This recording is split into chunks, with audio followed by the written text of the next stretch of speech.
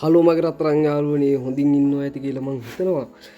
අදත් නිවාඩු දවසක ගෙවුණ ලස්සන ගමනක් තමයි මේ ආරම්භුනේ. මේ තමයි නුවරඑළියේ ගෙගරි පාක් එක ලස්සනට මල් පිපිලා තියෙනවා. අම්මා ඉන්නවා, මම ඉන්නවා, වයිෆ් ඉන්නවා, දරුවා ඉන්නවා.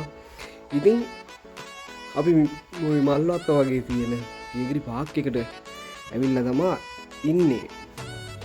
ඇතින් බෝට්ටු පදිනවා ඔය ෆොටෝ ෂූට් එකක් කරනවා තමයි ඔයගොල්ලන්ට පෙනියන්නේ.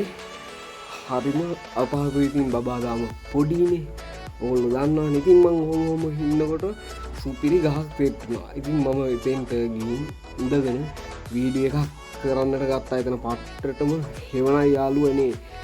ඉතින් ඔහොම ඉඳලා කල්පනා කරලා අන්තිමේටම අපි ගියා ගෙගරි වැවේ ළඟටම බෝට්ටු පදිනවා දැකලා අපිට බෝට්ටු පදින්නට ආසාවක් ආවා. ඔය වේගෙන් පදින්නේ පැයට කිලෝමීටර් ගාණක් ස්පීඩ් යන අධිවේගී මෝටර් බෝට්ටු වර්ගයක්. ඉතින් අපේ කට්ටිය නම් බයයි කිව්වා අධිවේගී බෝට්ටු පදින්නට.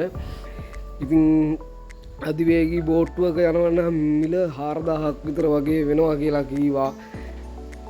ඒගොල්ලෝ අපි නෝමල් බෝට්ටුවක වගේ යන්න තමා තීරණය කරේ. රුපියල් 1500ක් වගේ වෙනවා කියලා බෝට්ටුවට.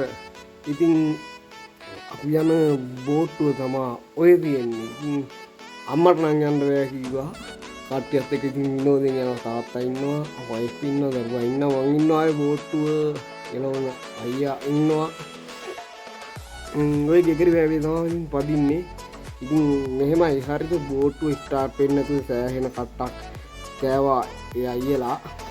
කොහොම හරි ස්ටාර්ට් කරගෙන පදින්න ගත්තා. ඉතින් මේක හරි විනෝදයි. ඉතින් අපි ආරක්ෂාවට වගේ තමයි ජැකට් එකක් එහෙම පැලඳගෙන යන්නේ. මොකද හදිසියේ හරි මොනවා හරි දෙයක් වෙලා බෝට්ටුව තේරුණා කියලා හිතමුකෝ. ඔය ජැකට් එක නිසා අපිට ජීවිතවලට හානියක් වෙන්නේ නැහැ. පාවි ඉන්න තියෙන්නේ බෑව මැද කවුරු හරි බේරගන්න එනකන්. ඉතින් රත්තරන් යාළුවනේ වීඩියෝ එක හොඳයි කියලා මම හිතනවා. නිවාඩු දවසක ගෙවිච්ච ලස්සන වීඩියෝ එකක් තමයි ඔය. ඉතින් නුවරඑළිය පැත්තේ ගියපු කෙල්ලෝ කොල්ලෝ ඉන්නවා නම් අනිවාර්යයෙන්ම කමෙන්ට් එකක් දාන්න යන්න.